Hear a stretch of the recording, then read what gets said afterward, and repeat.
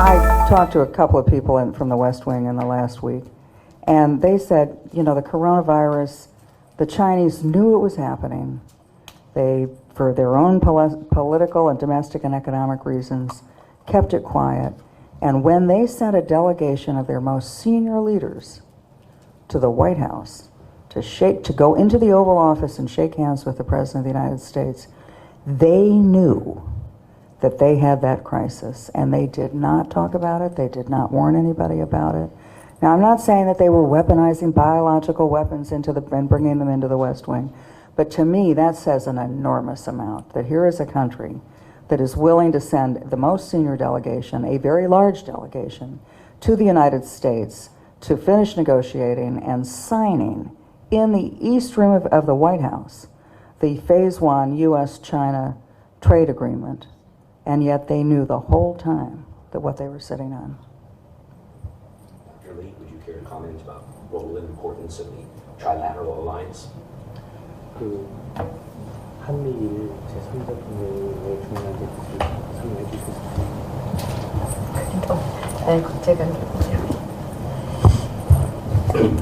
저는 그 97년에 탈북을 해서 대한민국에 와서 지금 23년째 살고 있는 탈북자입니다. So I'm a former North Korean defector.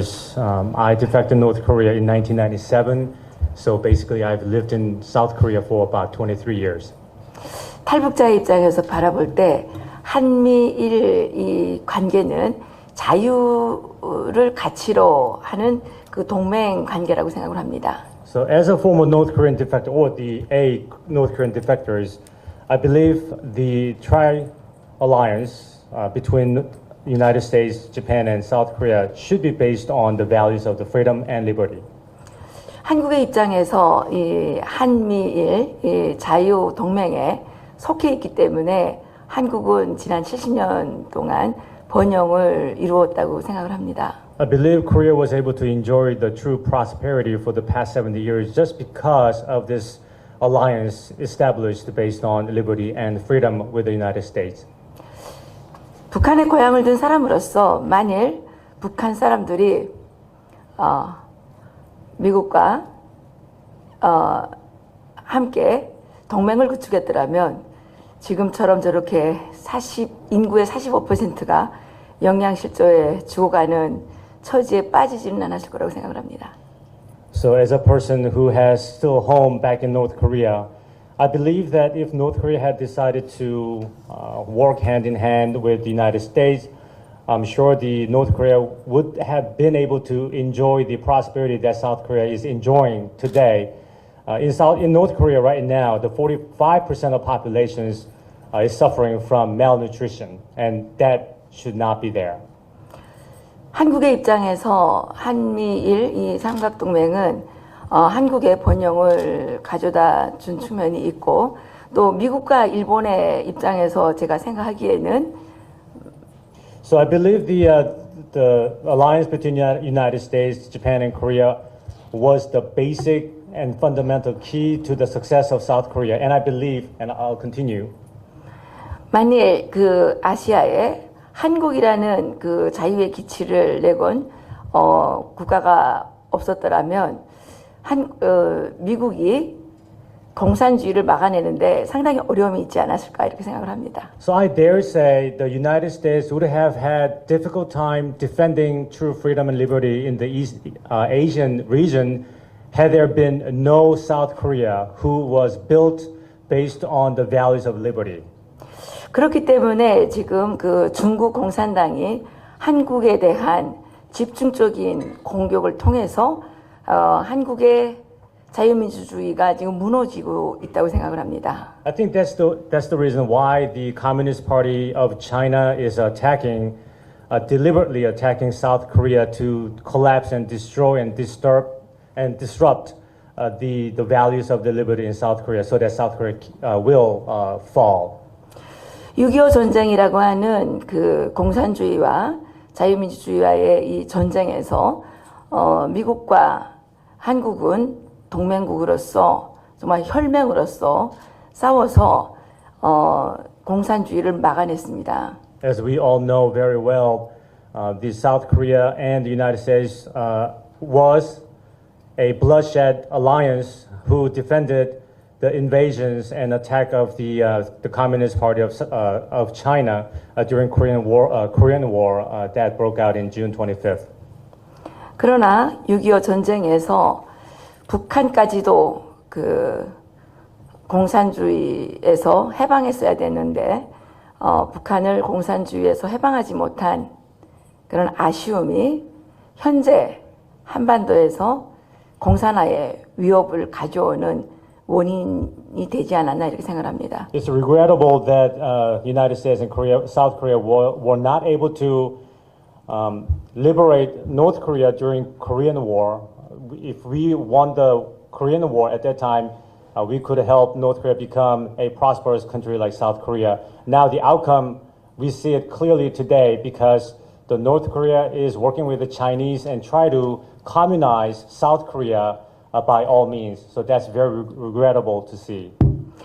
이승만 대통령께서 54년 7월 28일에 미 양원에서 연설하시면서 이렇게 말씀하신 것이 있습니다.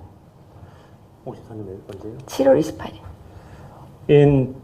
On July 28, 1954, then President Syngman Rhee spoke in front of the Congress of the United States. And he said, 한국의 산과 계곡에는 한미 양국의 군인들의 영혼이 하늘로 올라갔다고 말씀하셨습니다. he said, we can see the ascending of the spirit of Korean soldiers and American soldiers who have killed during Korean World War, ascending from the ground and the mountain of South Korea into the heaven.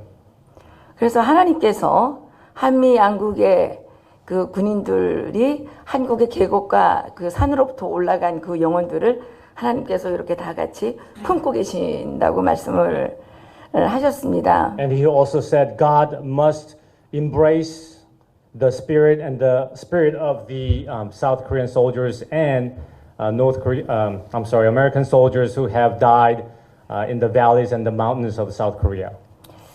그래서 저는 그 말씀을 보면서 한미 동맹이라는 것은 인간의 동맹이 아니라 이것은 하늘로부터 허락받은 동맹이라고 생각을 합니다. So I don't think the United States and Korea alliance is not just an alliance between human beings. I believe this is a God-given and God-blessed alliance between the United States and South Korea. 저의 간절한 소원은 북한에 고향을 둔 사람으로서 As a person who still have home back in North Korea, 하루빨리 북한 주민들도 그 공산 압제에서 해방이 되고 이 한미일 이 자유의 가치를 내거니 정말 위대하고 정말 번영하는 그런 동맹에 편입되기를 간절히 바랍니다. my true wish is that one day all the people in North Korea would be liberated from the oppressions of the communism of North Korea and realize and appreciate and enjoy the true value of liberty that's being enjoyed in the United States and South Korea and Japan, and so that they can be the part of this great and wonderful, incredible, the freedom and liberty of the world. 저는 공산주의 국가, 공산주의를 추구하는 사회주의 국가에서 33년을 살았는데요. I lived in a socialist state, which is heavily influenced by the communism for about 33 years of my life. 인간의 오만이 만들어낸 이 공산주의, 사회주의 이 배급 체제는 The socialism that has been created based on the greed of the human, 지옥보다 더 지옥이라고 생각을 합니다. I think this could be worse than the hell. 최근에 중국의 한 청년이 중국 공산당은 지옥보다 더 나쁜 것이라고 얘기를 했습니다. A young man from China stated that the communism is actually worse than the hell. 지옥에서는 말이라도 마음대로 할 수 있는데 He said, at least in the hell, you can say whatever you want. 중국 공산당에서는 말도 마음대로 못하게 한다. But on the land of China, you can't even say a word. 예, 저는 거기에 너무 공감을 했습니다. And I totally hear him. 그런데 중국의 그 청년이 살고 있는 중국 공산당보다 북한의 공산 지역은 1000배나 더한 지역입니다. But I dare say the communism system in North Korea is at least 1,000 times worse than the situations influenced by the communism in China. 저는 미국인들이 북한 주민들에게 한 약속을 지켜야 된다고 생각을 합니다. And I believe and I hope that the Americans should keep their promise that has been made for North Korean people. 미군이 이제 북한에 그때 6.25 전쟁 때 북한에 올라갔다가 51년도에 이 후퇴하면서 북한 주민들에게 약속했습니다. So American soldiers made a promise to the Korean population when they were retreating in 1951 from northern part of Korea during Korean War. 진달래꽃이 피면 미군이 돌아온다고 했거든요. American soldiers promised that when spring comes, we will back. We'll be back. 근데 70년이 지났는데 아직도 돌아오지 않았습니다. Well, they are not back after 70 years. 저희 아버지는 이제 6.25 전쟁 때 해주까지 오셨다가 북한으로 다시 끌려가셨는데요. My father was in the northern part of northern part of Korea, and he was captured and brought back to the North Korea. 북한에 남아 있었던 그 크리스찬들하고 이제 삐라를 막 붙였습니다. So they were handing out all the leaflets along with the Christian groups at that time. 진달래꽃이 다시 피면 미군이 돌아온다. And that leaflet said, when spring comes, the American soldiers would come back. 거기에 남아있는 북한 주민들의 기다림이었고 소원이었습니다. That was a longing and the hope and waiting of North Korean people at that time. 그때 사람들 중에 일부 사람들은 올해에도 진달래꽃은 피지 않는가 이렇게 절규합니다. So just because American soldiers didn't come back next year, some of the people in North Korea thought that maybe spring would never come. 한국인들도 그 약속을 잊어버렸고 미국도 잊어버린 것 같습니다. It seemed like at that time, both South Koreans and Americans forgot the promises that they've made. 저는 미국과 트럼프 대통령께서 내년까지는 올해는 이제 진달래꽃이 내일 모레면 필 거니까 내년까지는 꼭 북한의 자유의 진달래꽃이 필 수 있도록 약속을 지켜주셨으면 좋겠습니다. And I would dare ask Donald Trump, the President of the United States, to keep the American promises to liberate North Korean people by, well, I would say not this spring because we're almost there and nothing is happening so far, but by next year, 2021 spring, hopefully the promise will be kept. 북한에서 김정은 그 악마 집단을 몰아내고 We need to expel the evil groups under the control of Kim Jong-un. 북한 주민들도 한미일 자유동맹에 속하게 된다면 And if North Korean people joins the true alliance of United States, Japan, and South Korea, 한반도에 진정한 평화가 올 것이고 and I believe that true peace would arrive in the Korean Peninsula. 한반도는 아마도 크렘린과 중국 공산당을 막아내는데 아주 확실하고 중요한 역할을 할 수 있을 거라고 믿습니다. If that happens, then the reunified Korea would be able to fight against the Russia and China very successfully. 전 전 세계에서 사회주의, 공산주의는 반드시 없어져야 된다고 생각을 합니다. I believe very strongly that the communism and socialism in the world should disappear.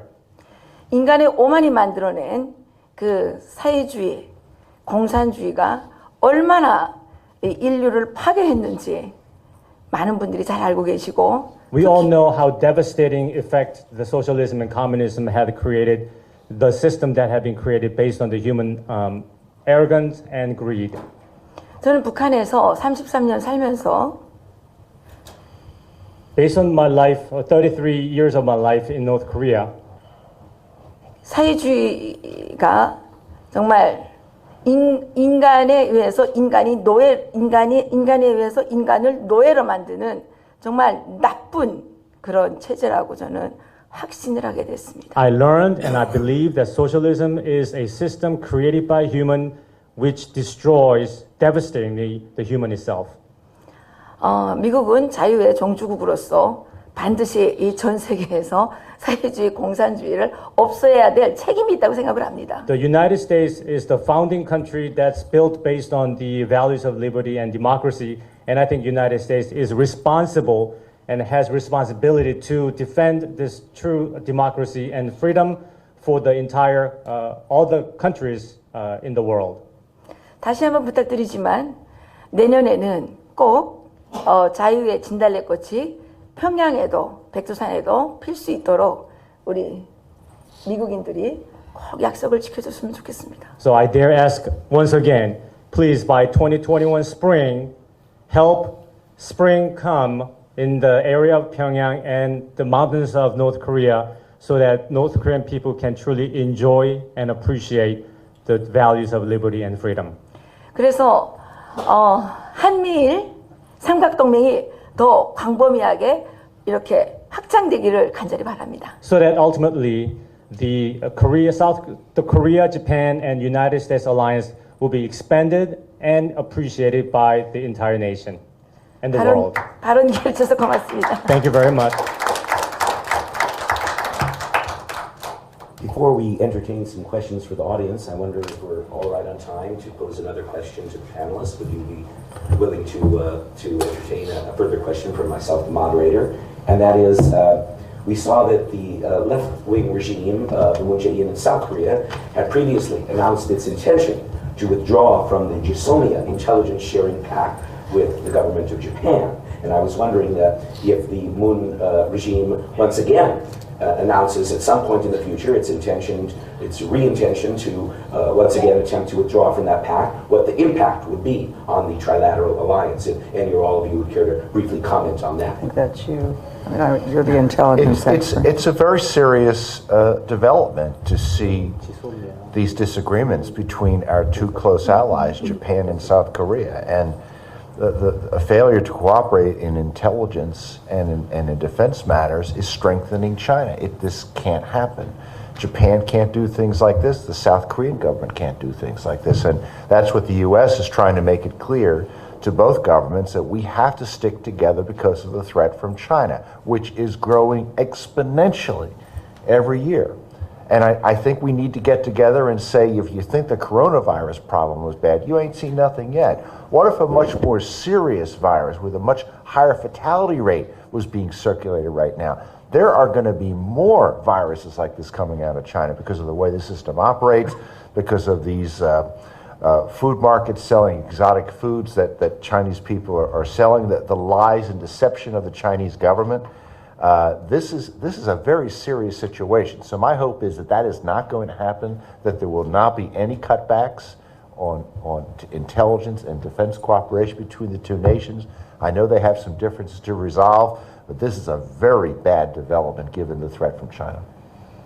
Would any other of the panelists, Ms. McFarland No, or Dr. Lee, like to comment on that? No, I will associate myself with Fred's remarks. All right, then, and if any member of the audience has a question they would like to ask any of our panelists, I would appreciate it if you would frame it in the form of a question rather than a comment. If any of you have such a question, please approach the microphones and pose your question at this time. Yes, please go over to the microphone so we can. Please use the microphone so we can all hear you. Hi, I'm Michael Wan, politics editor for Korea Daily. This is a question for Ms. McFarland.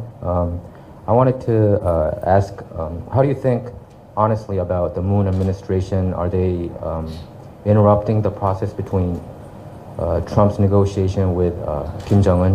What is your thought on that?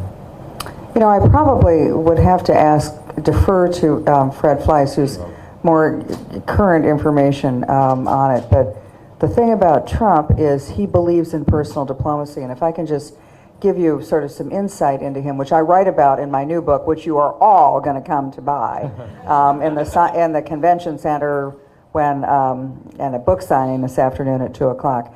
But think of Trump this way. He's a businessman who spent his entire life as the sole proprietor of his business. And in the New York business family, real estate families, of which he is one, they tend to be very different than any other American businesses and corporations. The patriarch of the family, the one who founded the company or is running the company, he owns all the stock in it. These are not publicly held companies, they're privately owned companies. He has members of his family who have different divisions in the real estate company. So that's why when President Trump was Donald Trump real estate investor, he had Eric Trump, Ivanka Trump, Donald Trump, all the family members, the uncles, the brothers, they all work in the same family. And the boss, who sets all the rules and regulations and makes all the deals, is the patriarch, and that's Donald Trump. So when two New York real estate families negotiate with each other, it's not done at the low level. It's when the top two titans get into the room, they look each other over, they size each other up, they know the other guy's balance sheets, they know his strengths and weaknesses. It's like a chess game. And Trump feels very strongly that only the top guy can take the really big leaps and make the strong decisions and do something different and unpredictable because he's responsible for it. So when Trump became president, he approaches diplomacy in the same way he approaches New York real estate deals. He wants to meet with the top guy, and he wants to look him over, look at his body language, taunt him, trash talk him, flatter him, whatever he has to do to get the deal. And so to the extent of anyone saying, well, so-and-so is going to get in the middle of Trump in this negotiation, no.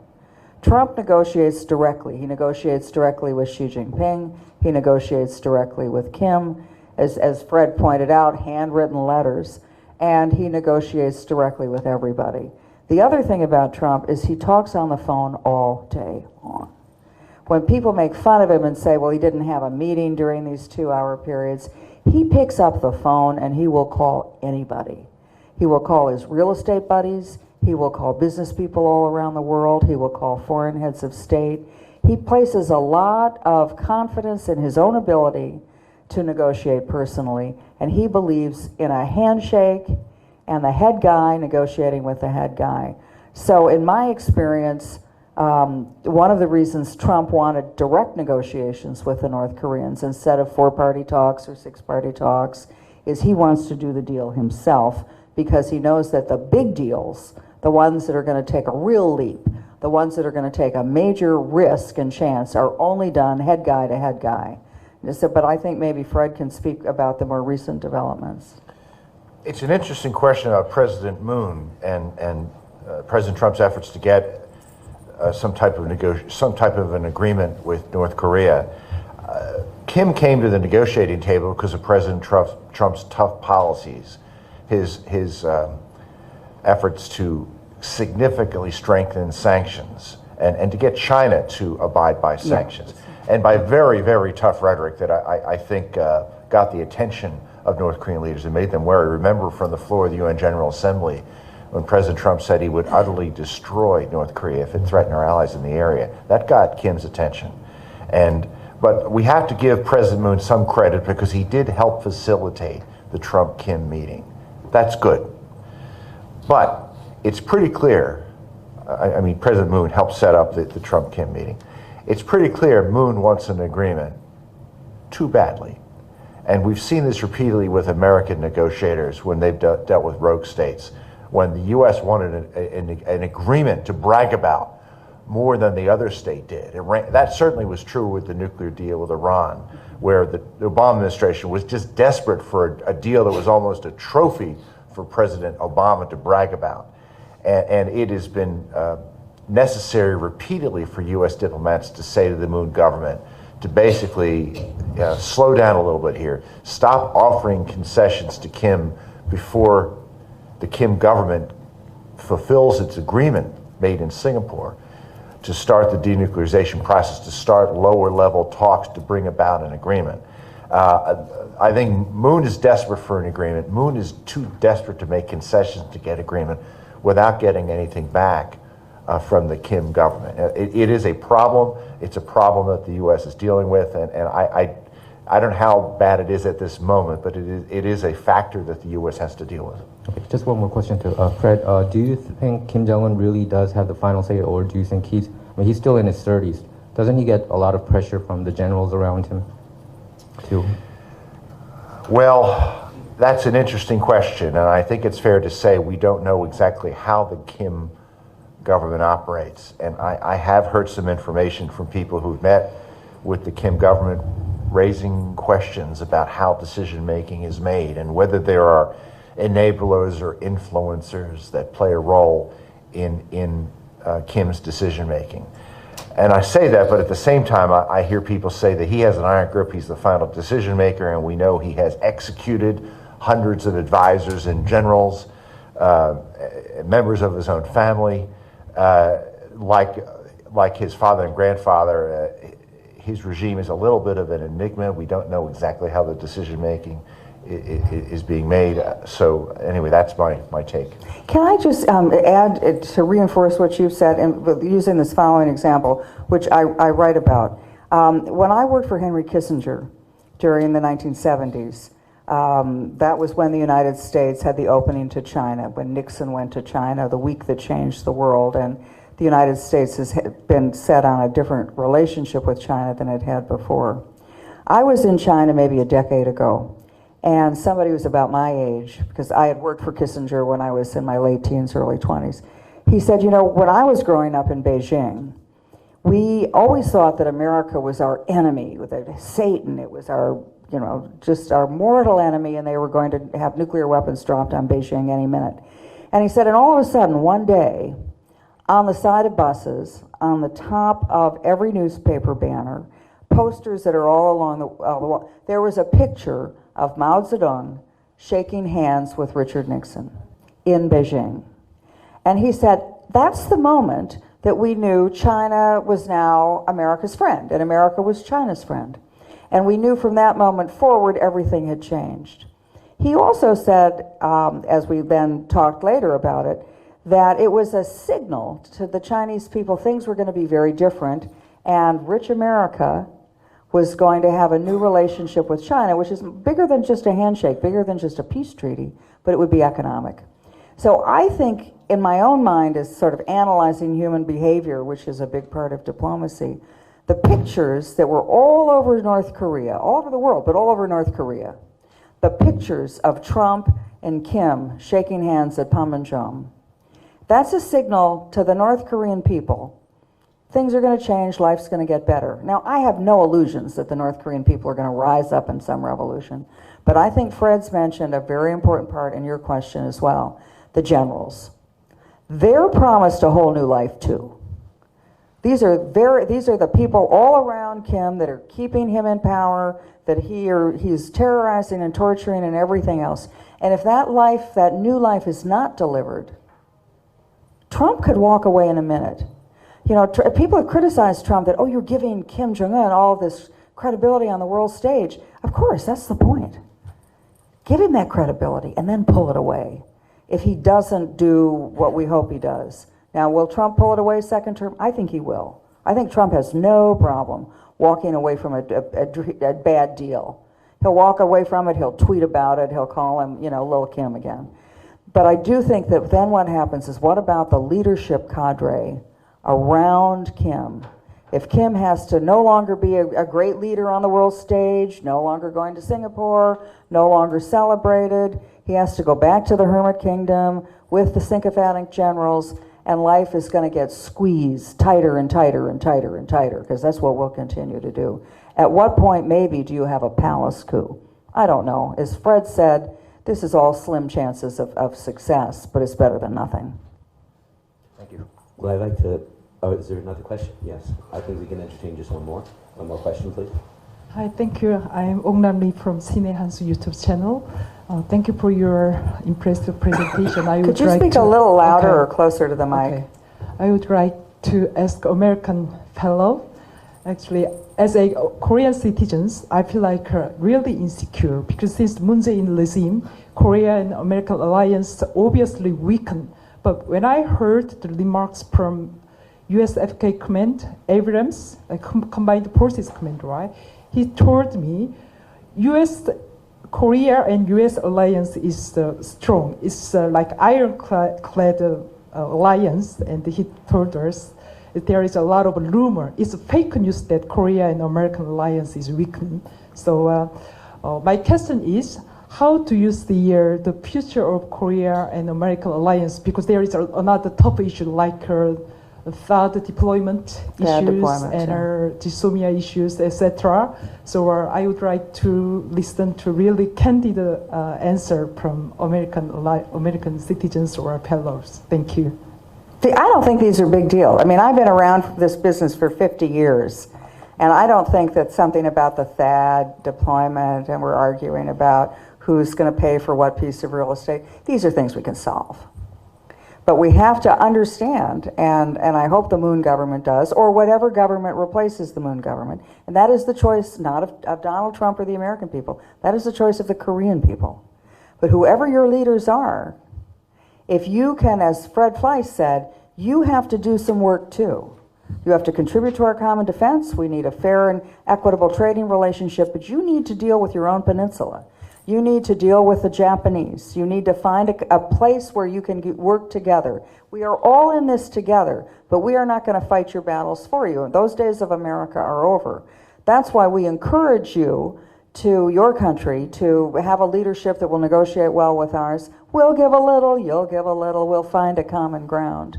But if the United States and Japan and Korea form a tight alliance and are firm and strong, that means the Pacific will remain free.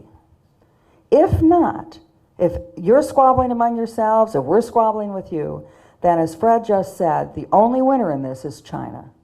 And China, do not make any mistake, China has been clear that its long-range goal is as follows: to have the South China Sea become an independent Chinese lake, a Chinese lake which the Chinese control access to.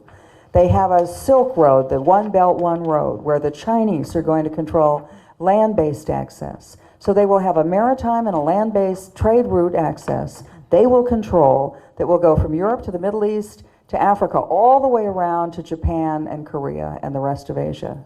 That's their goal. That's their first goal. Their next goal is to dominate the technology high frontier space. So that with a 5G network, for example, that the Chinese will own the technologies of the future, whether they have to buy them from Korea, steal them from America. They want to have the dominance of the technology and communication systems of the future. And then on the 100th anniversary of the founding of the People's Republic of China, they plan to have the United States out of the Pacific and back to the shores of the west coast of California. And so I think we're all in this together, but I encourage you, the same way people encouraged people like us a decade ago, go out there and make the case to your own people. Change the attitudes in your country. Speak out. Don't be afraid. If you believe in something, you just go for it. And then change the conversation in your nations, because you are a democracy, because you have close to a free press, probably freer than ours is right now. And go and make those cases to your people. Encourage your friends, your Japanese friends, your business partners in Japan, your business partners in other countries in the region. If we stay strong, then China will, we do not want to contain China, we don't want to stop China, we don't want to suppress China, but we don't want China to treat us all as vassal nations. Excuse me, I'd like to just interpret a little bit because I think that's very critical information. All right. Okay. 중요한 얘기이기 때문에 간단하게만 제가 좀 정리를 해서 말씀을 드리도록 하겠습니다. 지금 그 한국과 미국의 동맹 관계가 이제 약해지고 있다라는 그러한 이제 소문도 돌고 있지만 그렇게 피부로 느끼시는 분들이 많이 계신데 그 중에 아마 하나가 그 국방 예산을 더 증강시키고자 하는 그 트럼프 대통령의 발언들 때문에 그런 것으로 지금 제가 생각이 되는데, 그래서 지금 케이티 맥파랜드 님께서 말씀하신 것 중에 하나는 이제 우리가 다른 한 나라에 의존해서 내 나라를 지켜나가던 시대는 오래전에 이미 끝났다라는 사실을 우리가 알아야 되는 거고, 이것은 오히려 더 자랑스러운 그 소식이기 때문에 이것을 다른 사람들이 역으로 이용해서 우리를 공격한다 할지라도 그것을 자신 있게 소신 있는 마음을 가지고 오히려 한국 사람들에게 발표를 해야 한다는 것이죠. 그래서 한국과 미국과 일본이 동맹관계를 구축을 해 나가려는 것이지, 이러한 사실은 돈과 같은 국가적인 것이 쉽게 해결할 수 있는 금전적이고 예산적인 문제에 있어서 만약에 이 세 나라의 동맹이 조금씩 무너지기 시작한다면 그로 인해서 이익을 보는 나라는 유일하게 중국이라는 것입니다. 따라서 중국을 세 나라가 같이 방어하기 위해서 우리가 함께 똘똘 뭉쳐야만 하는 것이지 이러한 이슈들 때문에 오히려 우리 세 나라의 관계가 악화되는 것은 말도 안 되는 그러한 일이기 때문에 최선을 다해서 함께 일을 해야 하는 것이 중요하다라는 그러한 요점을 잡힌 말씀을 해주셨습니다. Thank you for that translation. And Mr. Fleitz, if you would like to comment, and then we'll go to closing remarks after Mr. Fleitz's comment. Well, like the United States, South Korea is blessed with a robust democracy, and you have liberals and conservatives. You have people who want to take a soft line on on North Korea. Those who want to take a hard line. The Moon government wants to take a soft line. It's a liberal government. We realize that in the United States, that your policies move as the people vote in different governments, as the pendulum swings from right to left. And when a government like Moon comes in, it's going to be held accountable for its policies. Was it too easy in North Korea? I think the Moon government's position on China and the coronavirus is going to cost it. The Korean people are going to hold the Moon government accountable on how it dealt with China, its policies towards the North. I mean, we know the debate in South Korea is a very tense one on how to deal with North Korea, on issues of reunification. So USFK commanders, they realize that. Our commanders have been in South Korea for a long time. We understand that your policies change just like they do here. I mean, God forbid if Bernie Sanders becomes president, there will be big changes here. And you'll all be wondering, and then we'll vote Sanders out because his policies will be a disaster, and we'll have maybe Ivanka Trump will be president in the future. Who knows? So, I mean, Winston Churchill once said that democracies are the worst form of government except for all the rest. They're messy.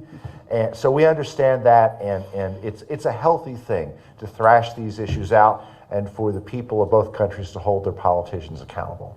Thank you. I'd like to now go to closing remarks from each or any of you, please. Closing remarks. Anything you'd like to add to what you've already said? You know, I guess I would say you're here because you're political activists, and you're involved, and you care about your country, and you care about the future, and you care about a strong relationship with the United States. The people who are at CPAC, who you're now just getting to know, 10 years ago, President Obama was president of the United States, a far-left president, like President Moon, probably further left than President Moon. And many of us went out and made the case, made the argument, argued with people, went on television, wrote articles, campaigned around the country, talked about what we thought was a vision, a conservative vision for the United States, the economic prosperity, tax cuts, standing up, renegotiating our security and trade agreements, getting out of wars in the Middle East that we couldn't win, and focusing on Asia. Now, we've changed a country. And as one of the favorite things to quote from Margaret Thatcher, who came as Prime Minister of Britain after Churchill of many decades, she said, first you win the argument, then you win the election. So I would just encourage all of you, I think we all agree on the future we want. Go back to your countries, make the case, don't be afraid, stand up, make the arguments, have people tell you you're hysterical, have people tell you you're a conspiracy theorist, have people tell you you're nuts, but just go keep doing it because we're the people who changed the country and allowed the election of Donald Trump and are going to get him reelected, and you can go do the same thing. Let's go for it, just go.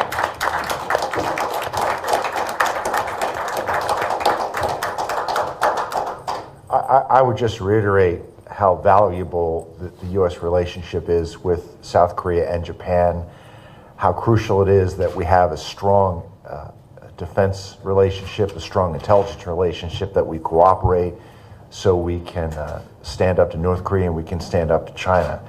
This is so crucial for our security. We're seeing it this week with these reports on coronavirus. And whatever differences are between the two countries, please don't let them stand in the way of this strong cooperation. It isn't simply crucial for regional security, it's crucial for international security. Yeah.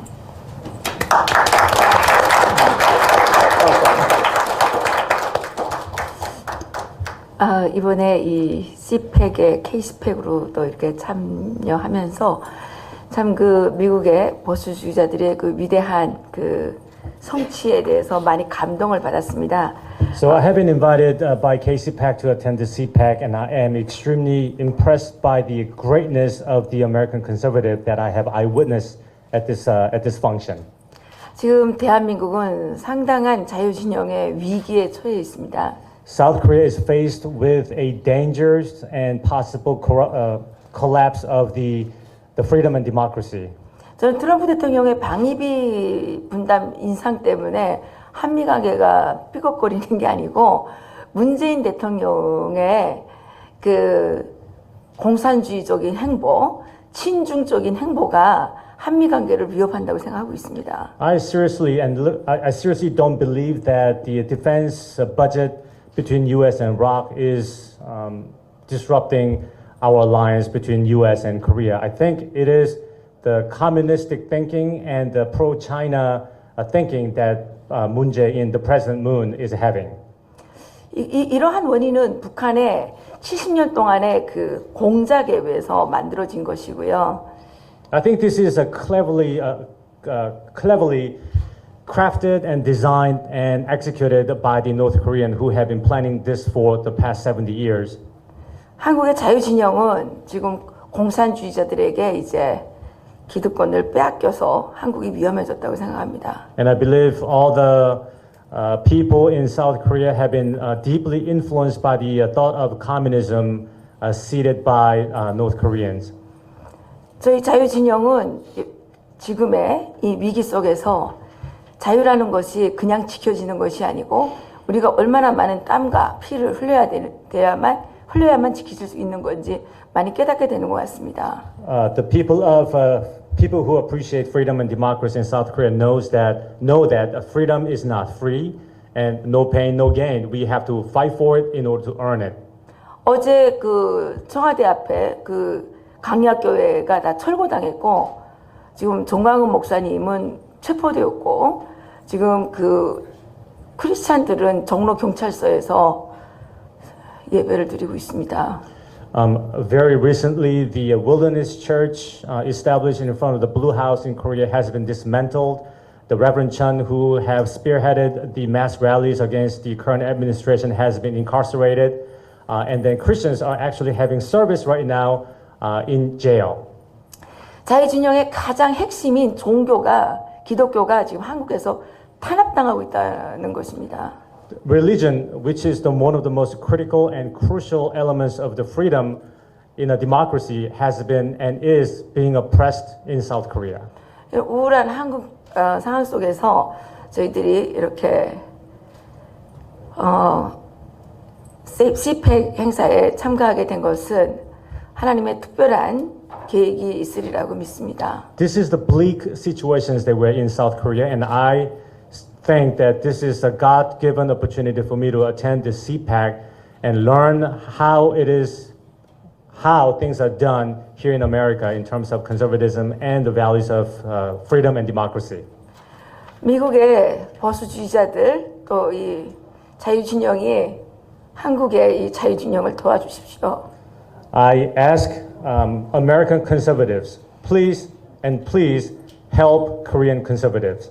한국인들은 지금 많이 불안해하고 있고 We are very insecure right now. We need help. 정말 고통스러워하고 있습니다. And we are in pain and trouble. 그 사람들이 지난 150일 동안 청와대 앞에서 한겨울을 야외에서 철야 기도를 했습니다. For the past 150 days, many Christians and conservatives have gathered together in front of the Blue House and prayed day and night in this vicious cold. 4년 동안 매주 토요일 한 주도 빼지 않고 태극기, 성조기를 흔들면서 자유를 지키기 위해서 피 흘리고 있습니다. The same people gathered together with the flags of the United States and South Korea every Saturday for the past 4 years without a single failure, gathering and protesting, asking for the freedom and democracy. 저는 CPAC과 함께 또 미국의 자유주의자들, 보수주의자들과 함께 대한민국을 꼭 지키고 I will protect and defend the values of democracy and freedom of South Korea along with American friends and American conservative gather here at CPAC.